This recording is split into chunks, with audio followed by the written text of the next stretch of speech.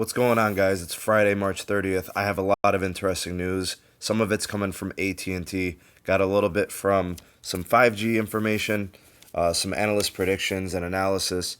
There's some Apple rumors, some Samsung news, Palm getting back into smartphones here, Xiaomi, and then ZTE, which is something interesting. But just go ahead and start with AT&T. So they've just finished up some network testing in Chicago, where they've been using LAA unlicensed spectrum. The testing was completed using the Samsung Galaxy S9 on their network, using small cell connections. They were able to get some peak download speeds of 537 megabits per second, with certain locations getting average download speeds of 273 and 424 megabits per second on average. Now, what they're doing in terms of technology is they're aggregating 15 megahertz of band 2 LTE with 60 megahertz of LAA unlicensed spectrum.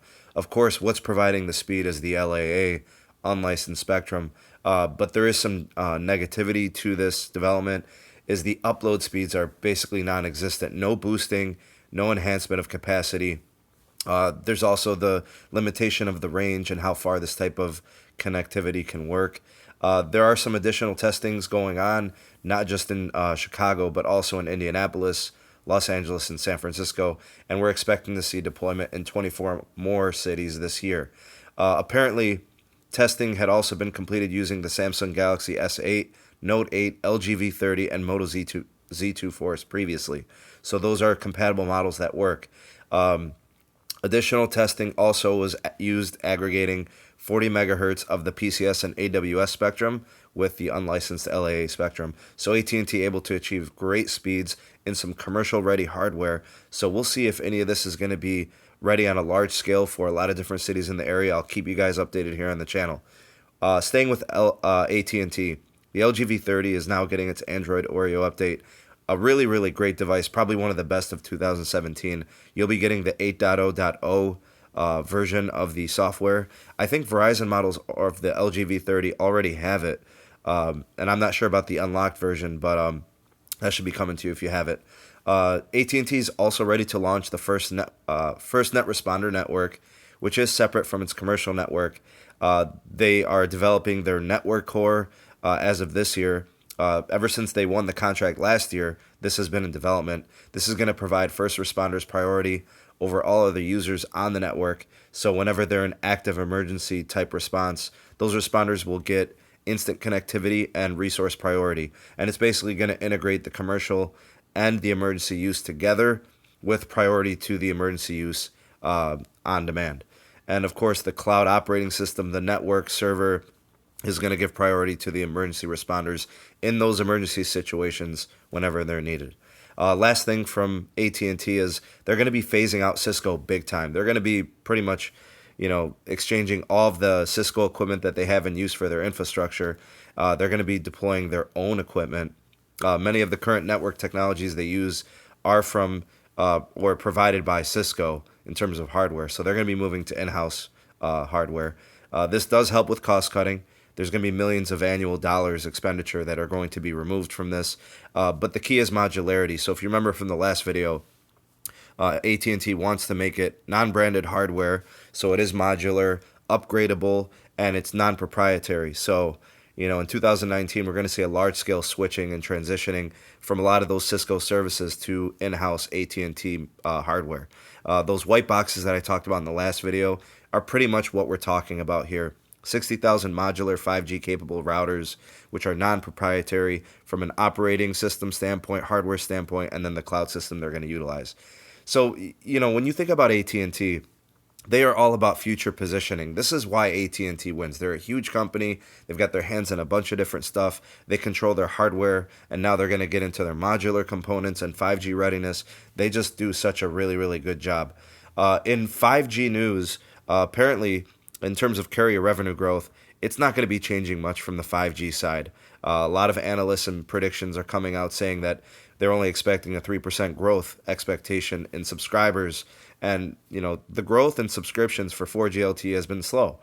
So the expectation is that there's just going to be a little bit of conversion and transitioning from 4G LTE customers to 5G subscriptions, which is not necessarily going to lead to new additions. there's also some, speculation from analysts that 5G could entice more cable providers into wireless. Many cable providers have the spectrum to do this. They could develop their own hardware, small cell sites and boxes. They have the capability to do this. Companies like Comcast with their Xfinity services. I'm not really sure how much money they think is in this market. Maybe it's in the bundling of services. We'll see who jumps in. Maybe you guys can let me know in the comment section below, who do you think is ready to make an impact in the wireless side from the cable provision companies. Let's go ahead and transition to some hardware news. Apple rumors. Apparently, the iPhone SE2 is expected to be launched at $799. Some reliable sources are predicting this. Previous generation of the SE was probably like half that price. It was a very small device. This one is expected to be 6.1 inches, will be an LCD. It's probably going to be similarly designed to the old one with the metal frame, but you're going to see tiny bezels, that edge-to-edge display type setup with the notch. We'll see what Apple brings here. Let's switch over to Samsung. First, a lot of issues with the weak S9 sales. Potentially, we're looking at an early Note 9 release. Some rumors there, up to 2 months earlier than what it normally releases at. So it's really hard to push a flagship device sooner when it needs so much, marketing and advertisement and development and making sure it's available and supply and demand. They're saying that it could be dropped as early as July. I highly doubt that. I would say probably expect more like September, I think. So we know about their in-display fingerprint scanner rumors. That's going to have to be kicked up in production. If you think about the cause of this, the S9 not selling well, I don't know. I mean, it's an iterative upgrade from the S8. So because of that and its similar design, people don't feel the rush to have to go out and get it. And, with 5G coming out, some of the tech-savvy people out there, the tech-savvy consumer, they're in no rush to upgrade. The next device could be 5G ready. So I know the camera is really nice and it's upgraded, but maybe it's not enough to entice somebody to upgrade. If you have an S9 or S9 Plus, you will be getting an update very, very soon, which is going to unlock your FM radio capabilities. So the hardware is there. The feature has just been kind of locked down. No word on whether or not any other Galaxy devices or models are going to be getting this, but the hardware is there and it's going to be freed up in this update. Let me know if you're excited for that. I know it sounds good to me. Palm. So some of you may remember some of the early days of smartphones. The Palm Pre and Palm Pre 2, they were legendary phones. They were awesome, in their time, respectively. We're expecting Verizon to have a new version, upgraded version of the Palm in the second half of this year. Company that's going to manufacture it is TCL. They're also the company that now makes the BlackBerry devices like the Key One and some of the other Blackberries.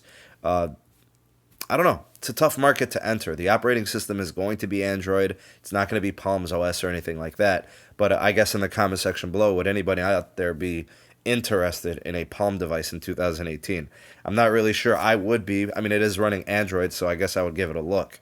Xiaomi Mi Mix 2S has now been launched. New model from the original prototype of the Xiaomi Mi Mix 1 from last year. That phone itself was kind of a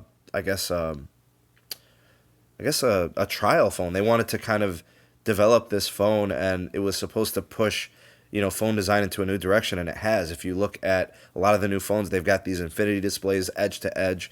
This phone is going to have a 6-inch display, a Snapdragon 845, 8 gigs of RAM, 256 gigabytes of storage, non-expandable, 3,400 milliamp hour battery, dual rear cameras. It's going to be feature loaded. We're expecting it to launch in the range of $500 to $600. It is going to have global LTE bands, which is awesome. Truly a CDMA and GSM completely unlocked device that's compatible on all U.S. networks and worldwide. I'm definitely interested in that. It looks great. Recommend taking a look, but we'll see when it's available. I'll keep you guys posted to the channel. And the last thing, the ZTE Tempo Go is the first launched Android Go model for the U.S. Now, this is not going to generate a lot of buzz because it's not a flagship device. It's going to sell for $80. It is CDMA and GSM ready, so it will work on all the big four carriers in the U.S. It is a very minimized, simplified version of Android. The Android Go program is just that. You're supposed to get fast updates. It's a simple operating system. There's only 9 pre-installed apps on the phone, and they're all Google, and they're actually tweaked to run with very little resources. 5-inch display, Snapdragon 210, 2200 milliamp hour battery, a gig of RAM, 8 gigabytes of storage. None of that says premium. None of that says flagship. But it is interesting that we finally have a cheap, affordable way to get a phone that is going to be well supported by Android. And if you're into Google services and you just need a simple device, this may suit the bill. And it is unlocked for all networks, not just GSM. So on anything covered in this video, guys, let me know in the comment section below what you have to say on it. That's it for this one. Thank you guys for watching. Please like, share, and subscribe to the channel if you haven't done so already. Have an excellent weekend, and we'll see you guys in the next video. Peace.